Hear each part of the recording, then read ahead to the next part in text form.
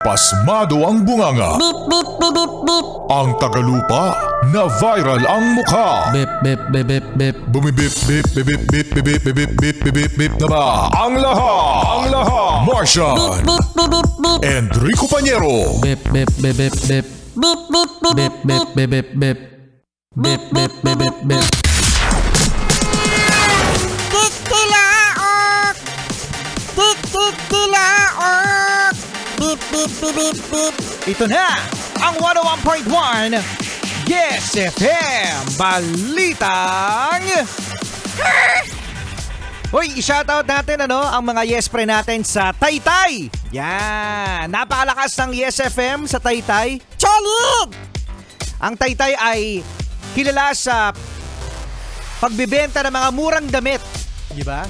Ayan yung mga Yes Pre natin na may maraming damit diyan At etong malupit mga Yes Friend, sa Taytay pa rin, dahil nga na pag-uusapan natin ang mga damit sa Taytay, merong mga kabataan, mga Yes Friend, ang mga nagnanakaw ng mga sinampay. Hala, sa tindahan!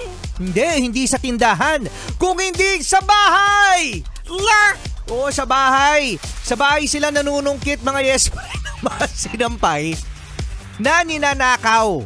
At ang mga sangkot, mga kabataan. Nako, ang kabataan talaga ang pag-asa ng bayan. Charot! Ba't may charot? Kasi yung mga kabataan na yan, mga nanunungkit ng sinampay.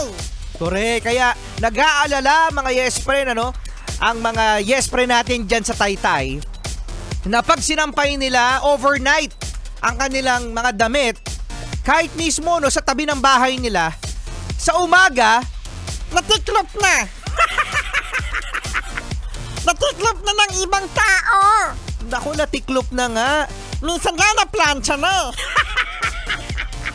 Naplansya na. Laba mo!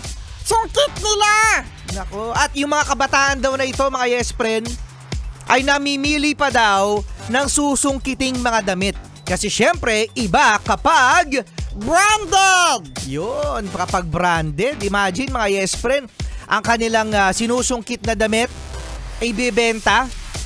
Pagkatapos ay ipangko-computer.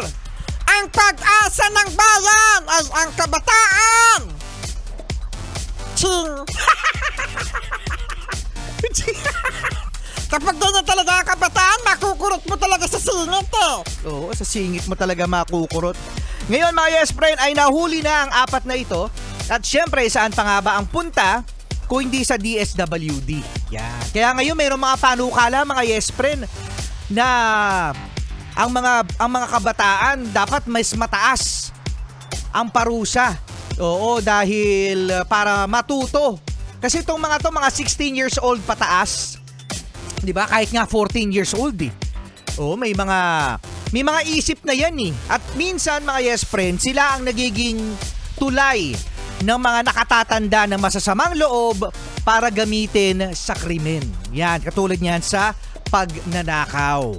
Kaya naman ang solusyon ng lugar ng mga opisyal, mga Yes Friend ng lugar ay magkaroon ng curfew para sa mga bagets.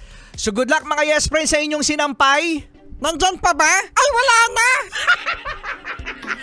Wala na, check nyo nga mga Yes Friend. Kasama pa rin Enrico Pañero.